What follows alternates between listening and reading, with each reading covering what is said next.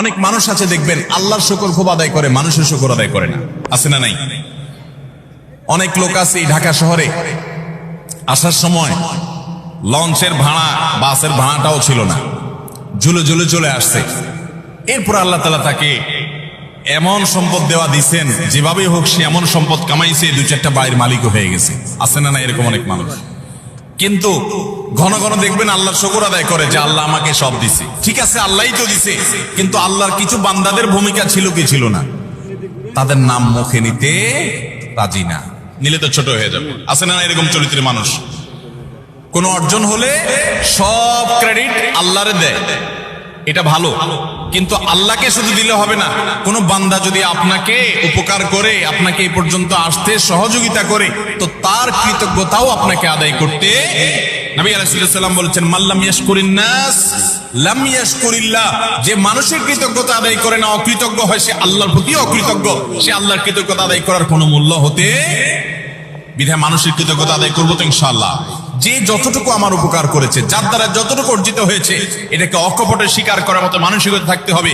ইমানদার কখনো অকৃতজ্ঞ নাশকর হতে পারে, এই নাশকরির শাস্তি আল্লাহ তাআলা দুনিয়াতে দিয়ে থাকেন। ঠিক একইভাবে 9 নম্বরের যে অপরাধ, তা হলো ব্যবসায় ফাঁকি দেওয়া। এমন ব্যবসায়ী এখন পাওয়া সোনার হরিণ হয়ে গেছে, যেই ব্যবসায়ী সত্য কথা বলে, 2 নম্বরই কথা বলে না, চিটারি বাটপারি করে না। আপনি ঢাকা শহরের কোন দোকানে, কোন মার্কেটে যাবেন, আল্লাহর কিছু নেককার বান্দা আছে, সেটা হাতে গোনা। বেশিরভাগ দোকানে যাবেন 100 টাকা কেনা ভাই, আল্লাহর কিরা, রাসূলের কিরা ভাই, যদিও রাসূলের কিরা হয় না, শিরক। এরকম নানা কিরা বলে, নানা কসম করে বলবে 100 টাকা কিনা। এরপরে মুলামুলি করার পর দেখা যায় 50 টাকা দিয়ে দিস। আছে না নাই? গতকালকে চট্টগ্রামের মাহফিলে একজন একটা প্রশ্ন লিখে দিস, বলে ভাই, দোকানে মিথ্যা কথা বলতে বলতে অনেক সময় দেখা যায় একটা কাস্টমারের সাথে সত্য বলবো নিয়ত করছি, তবুও মুখ দিয়ে মিথ্যাটাই চলে আস। নিজের বউ দোকানে গেছে, যা জিজ্ঞেস করছে তোমার এটা কত কিনা পড়ছে, ওইটাও বলে আল্লাহর কিরা এত টাকা, মিথ্যা কথা। পরে বলে, ও সরি থুকু, তুমি তো কাস্টমার না, ঘরের বউ। মিথ্যা বলতে বলতে অনেক দোকানদার আছে, এটা বিল্ট ইন হয়ে গেছে, অভ্যাসটা এমন হয়ে গেছে, এটা তার শরীরের, এটা তার অঙ্গের, এটা তার অস্তিত্বের সাথে মিশে গেছে। ঠিক না ঠিক ভাইরা আমার? কয় টাকা কামাই করবেন মিথ্যা কথা বলে? মিথ্যা কথা বলে যে টাকা কামাই করবেন, এগুলোর দুনিয়া থেকে নিয়ে যেতে পারবেন? কাফনের কাপড়ের পকেট আছে? পকেটও নাই। নিয়ে যেতেও পারবেন?